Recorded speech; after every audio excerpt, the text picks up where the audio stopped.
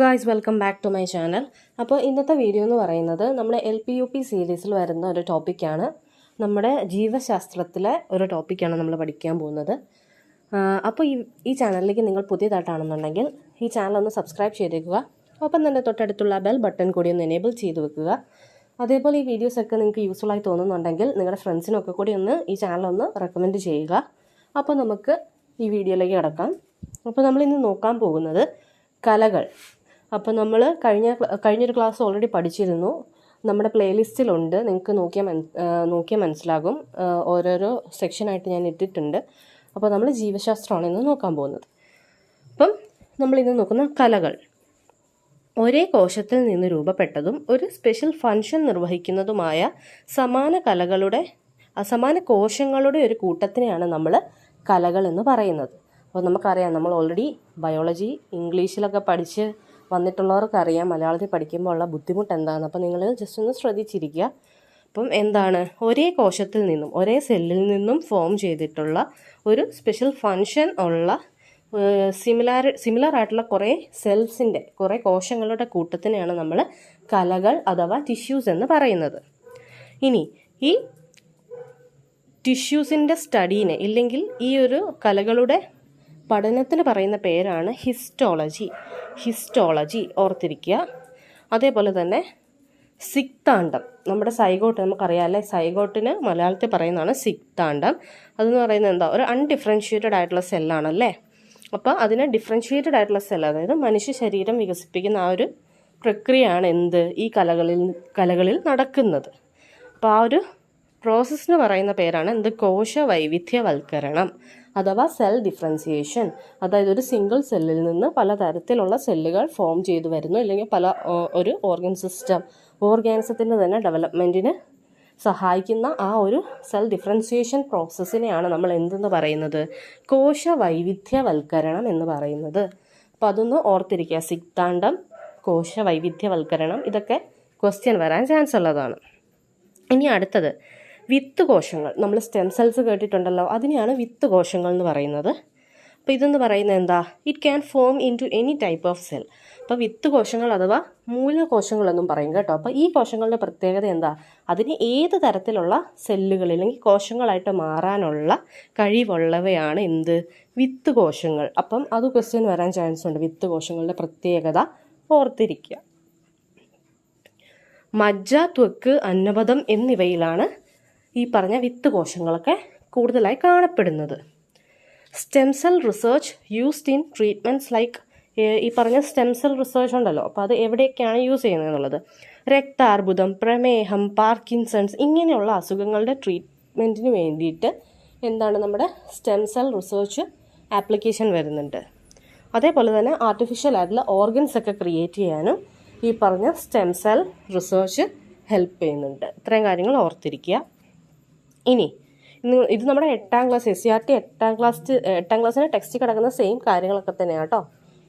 Just ഒന്ന് ശ്രദ്ധിച്ചിരുന്നാൽ മതി. നമ്മൾ ഓൾറെഡി പഠിച്ചിട്ടുള്ളതാണ്, ഒന്ന് പൊടി തട്ടി എടുക്കുന്നു എന്നുള്ളതേ ഉള്ളൂ. നമ്മളും സ്കൂളിൽ പഠിച്ചിട്ടുള്ള കാര്യങ്ങളൊക്കെ തന്നെയാണ്. പിന്നെ മലയാളം ആയതിൻ്റെ ഒരു ബുദ്ധിമുട്ടേ ഉണ്ടാവുള്ളൂ. നമ്മൾ കണ്ടിന്യൂസ് ആയിട്ട് വായിക്കുക. ടെക്സ്റ്റൊക്കെ കിട്ടുവാണെങ്കിൽ നിങ്ങൾ അതും കൂടി ഒന്ന് മേടിച്ച് വെച്ച് ഇടയ്ക്കൊന്ന് വായിക്കുവാണെങ്കിൽ തറവായിക്കോളും.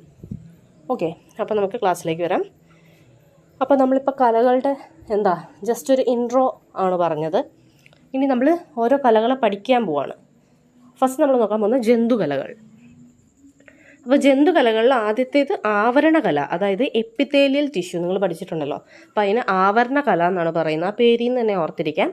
ആവരണം ചെയ്യുന്നത്, അതായത് നമ്മുടെ ശരീരത്തിനെ ആവരണം ചെയ്ത് സംരക്ഷിക്കുന്നത് അല്ലെങ്കിൽ പൊതിഞ്ഞ് കാണുന്നതാണ് ആവരണകല.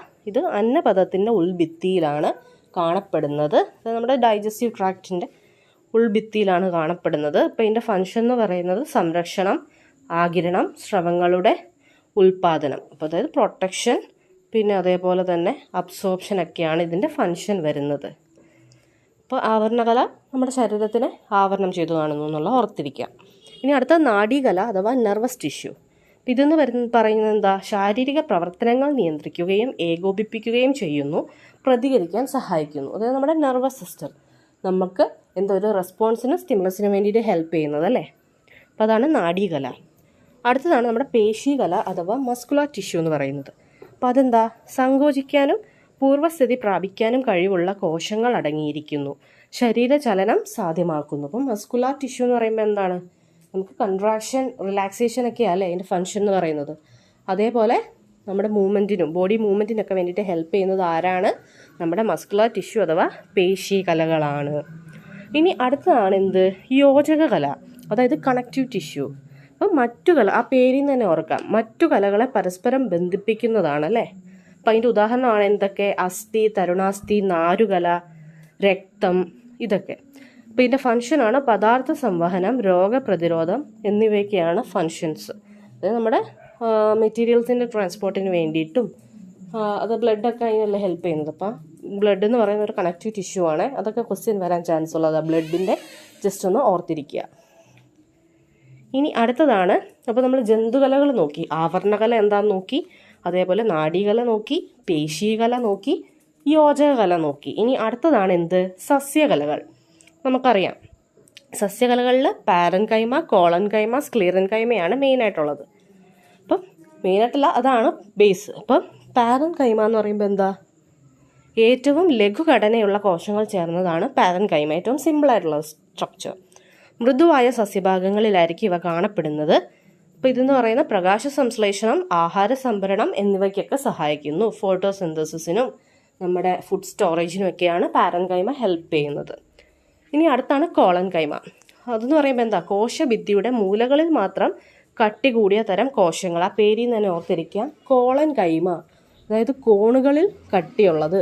അങ്ങനെ ഓർത്തിരിക്കാമല്ലോ, കോളൻകൈമ, കോണുകളിൽ കട്ടിയുള്ളത്.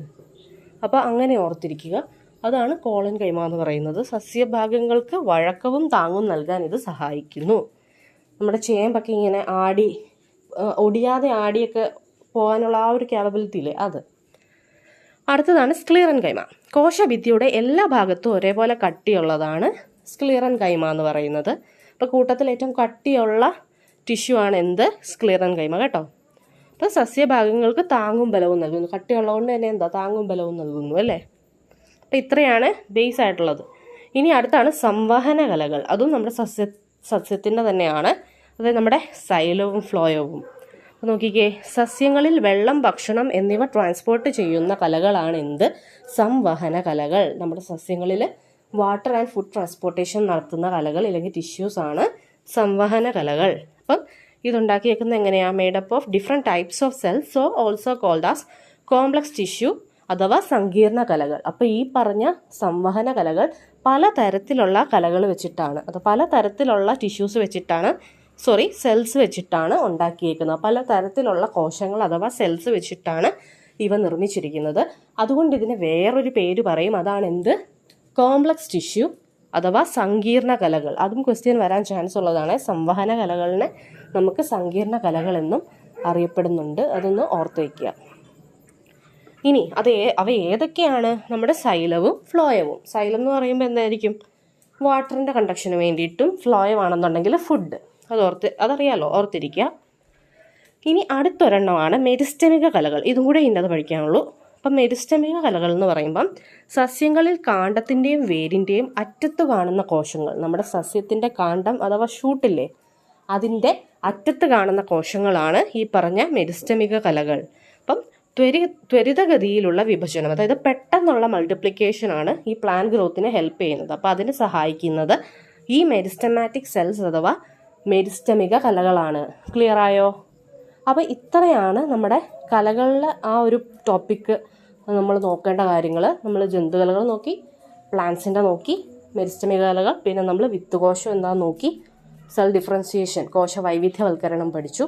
ഇത്രയൊക്കെ ഉള്ളൂ നിങ്ങൾ LP UPക്ക് വേണ്ടിയിട്ട് ഈ ഒരു ടോപ്പിക്, കലകൾ എന്ന ടോപ്പിക്കിൽ പഠിച്ചു വെക്കേണ്ട കാര്യങ്ങൾ. അപ്പം ജസ്റ്റ് ഒന്നുകൂടി ഒന്ന് വായിക്കുക, പറ്റുവാണെങ്കിൽ സെൽഫായിട്ട് നോട്ടും കൂടി ഒന്ന് പ്രിപ്പയർ ചെയ്ത് വെക്കുക. എന്നിട്ട് നിങ്ങൾ കണ്ടിന്യൂസ് ആയിട്ട് ഇടയ്ക്കൊന്ന് വായിച്ചു വിട്ടാൽ മതി ചുമ്മാ.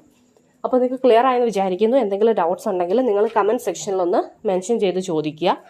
പിന്നെ അതേപോലെ വേറെ എന്തെങ്കിലും ടോപ്പിക്സ് വീഡിയോസ് വേണമെങ്കിൽ അതും നിങ്ങൾക്ക് കമൻറ്റ് സെക്ഷനിൽ പറയാവുന്നതാണ്.